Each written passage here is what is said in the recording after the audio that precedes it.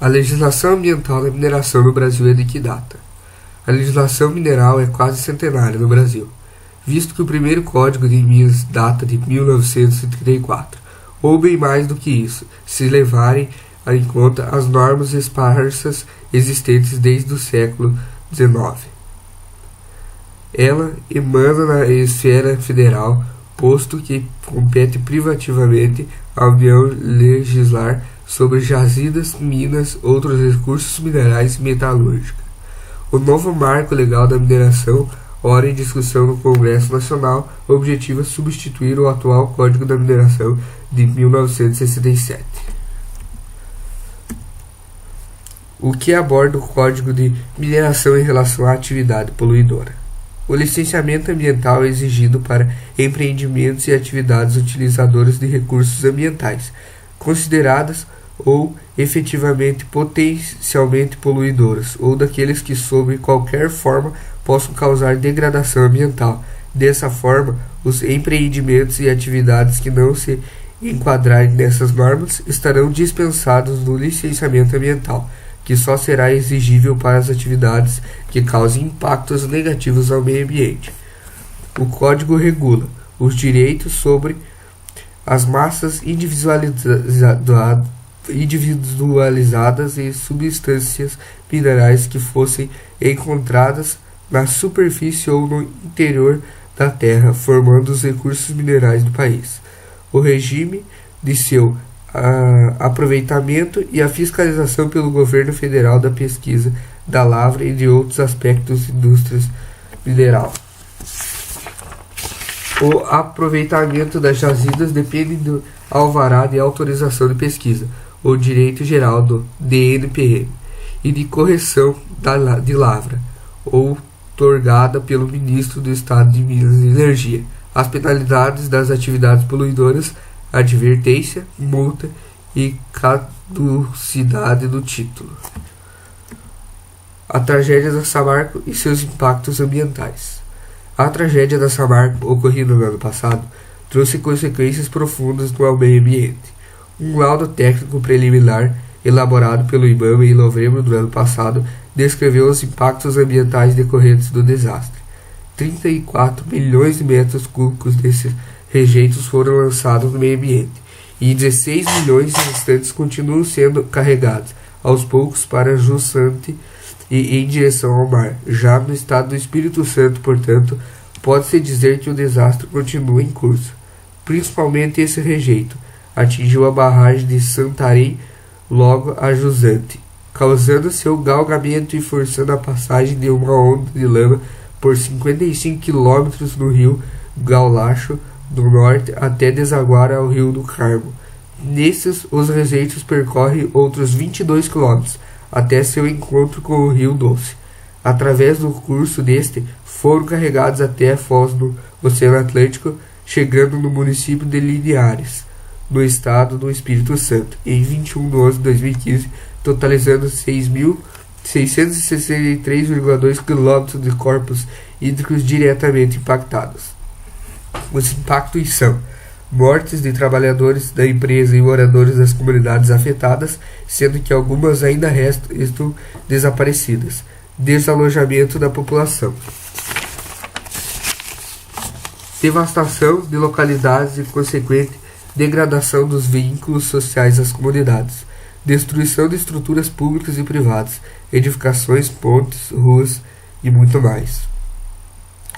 Destruição de áreas agrícolas e pastos com perdas de receitas econômicas. Interrupção na geração de energia elétrica pelas hidrelétricas atingidas, Cantagona, Aimores e Masquereias. Destruição de áreas de preservação permanente e vegetação nativa da Mata Atlântica. Mortandade e biodiversidade aquática e fauna terrestre. Assoreamento de cursos de água. Interrupção no abastecimento de água. Interrupção da pesca por tempo indeterminado, interrupção do turismo, perda de fragmentação de habitats, restrição de enfraquecimento dos serviços ambientais dos ecossistemas, alteração dos padrões de qualidade da água doce, salobra e salgada, sensação de perigo e desamparo na população. O que era essa área de rejeito? Como poderia ter sido evitado o desastre? Na época, o laudo do Instituto Nacional de Criminalística identificou como causas do acidente o problema com a falta de manutenção e fiscalização e o excessivo prolongamento da vida útil da barragem, o que resultou em um processo erosivo da obra. Segundo o laudo, a barragem tinha sido edificada em 1990, com uma estrutura provisória que deveria durar apenas 2 anos. De acordo com a Associação Nacional dos Peritos Criminais Federais, caso os alertas feitos pelos peritos, em especial os relativos à falta de fiscalização, tivessem sido ouvidos pelas autoridades, a tragédia ocorrida em Mariana poderia ter sido evitada, uma vez que o poder público o responsável pela fiscalização de outras barragens. A mineradora foi multada. Qual foi o valor da multa aplicada? A mineradora Samarco recebeu a maior multa já aplicada pelo IBAMA, o Instituto Brasileiro do Meio Ambiente e dos Recursos Naturais Renováveis. Foram ao menos 250 milhões pelo rompimento das 2 barragens em Mariana, cidade histórica de Minas Gerais, o valor que soma de 5 atos de infração no valor de 50 milhões cada. Mas além dela, a Secretaria do Meio Ambiente de Minas Gerais anunciou que multou a empresa em mais de 112 milhões pelos danos ambientais resultantes dos rompimentos.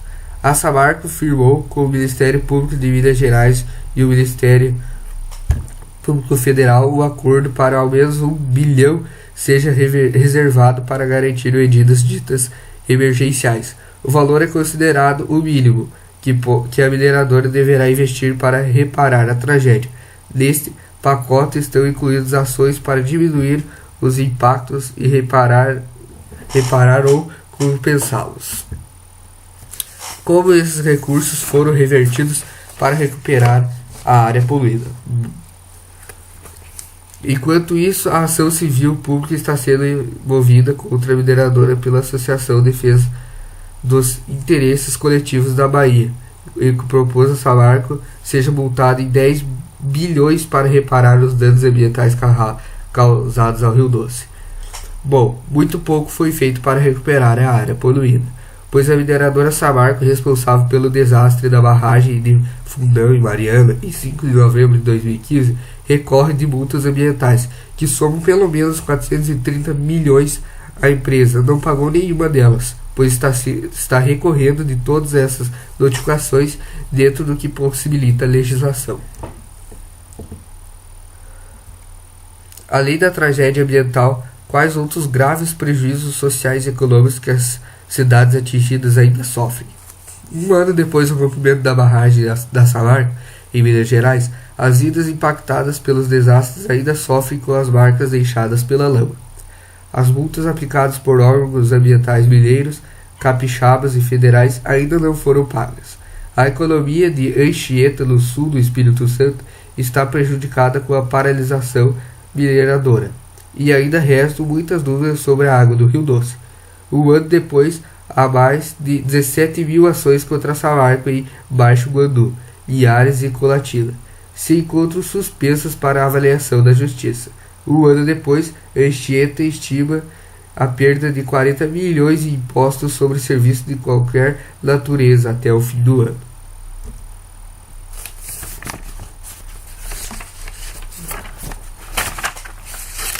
Também houve interrupção do abastecimento de água, interrupção da pesca por tempo indeterminado, destruição de estruturas públicas e privadas. Fatos relacionados à tragédia que chamaram a atenção. Sobre a água, a Samarco disse que está monitorando 120 pontos ao longo da bacia do Rio Doce. O monitoramento indica que a qualidade em vários pontos é semelhante aos padrões observados em 2010 pelo Serviço Geológico do Brasil e pela ANAM, segundo a mineradora. Sobre a enchente, o prefeito eleito Fabrício Pete acredita na retomada das atividades mineradoras na próxima gestão. As expectativas são muito boas. A Samarco tem grande chance de voltar a operar em meados de 2017.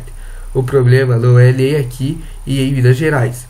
A gente vem mantendo contato com o governo do estado e com a Samarco. Há grande chance de ela retomar, afirmou.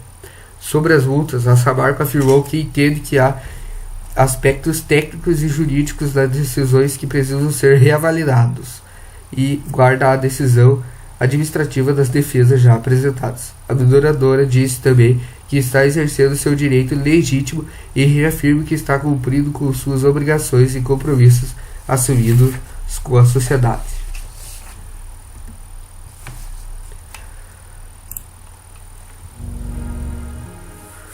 A situação de Anchieta realmente está muito complicada. Na verdade, se sustentar vai, porque o município não vai desaparecer por conta disso, mas como a economia do município está muito dependente do setor da mineração, o impacto econômico, né, as perdas de receita em função da paralisação da atividade vão comprometer muito a vida financeira do município. Até porque os outros setores que poderiam substituir em parte essa perda de receita não estão desenvolvidos o suficiente para fazer frente a esse prejuízo. Então, mesmo que alguns desses setores sejam estimulados para que haja uma diversificação produtiva do município, os resultados disso vão aparecer só no longo prazo, né? Não é uma política que se implementa rapidamente. Então, pelo menos nesses primeiros momentos, o município vai ter muita dificuldade porque as perdas de receita são muito significativas, tanto em função dos efeitos diretos da paralisação da atividade, então a perda de receita via impostos, massa salarial que deixa de ser paga e consumida no município, mas também dos efeitos indiretos, ou seja, do rebatimento dessa crise nos outros setores, no consumo, na demanda por outras atividades que fazem com que a atividade econômica no todo diminua bastante. O impacto no Estado também é significativo porque, assim como em Anchieta, mas não nas mesmas proporções, a economia do Espírito Santo também é muito dependente de poucas atividades econômicas. A parte significativa da nossa estrutura produtiva depende basicamente de 5 produtos diferentes. Então, essa dependência que a gente tem dessas atividades faz com que a paralisação de alguma delas ou a variação do preço internacional de algum desses produtos tenha um impacto muito grande. Então, o Espírito Santo vai sentir esse impacto. A perda de receita também é significativa e se a gente considerar todos esses efeitos indiretos, ou seja, do encadeamento que esses efeitos têm sobre a estrutura econômica, esses impactos vão ser bem significativos. Isso abre uma discussão muito ampla, Ou seja, até que ponto nós queremos que a nossa estrutura produtiva, que a nossa economia seja tão dependente de tão poucos produtos. Isso traz uma vantagem para o nosso Estado naqueles momentos de cenário internacional favorável, porque a gente tem um aumento de receita extraordinário, O governador fica muito feliz, os prefeitos também ficam muito felizes, porque tem um ganho de receita, mas ao mesmo tempo, quando o cenário não é favorável, a perda de receita vem e muitos municípios, o Estado como um todo, fica numa situação complicada. Então, o que se precisa discutir mais intensamente, e agora essa paralisação da Samarco chamou novamente a atenção para isso, é de discutir políticas que realmente promovam a diversificação produtiva para que a nossa economia não fique tão dependente dessa volatilidade de alguns poucos produtos.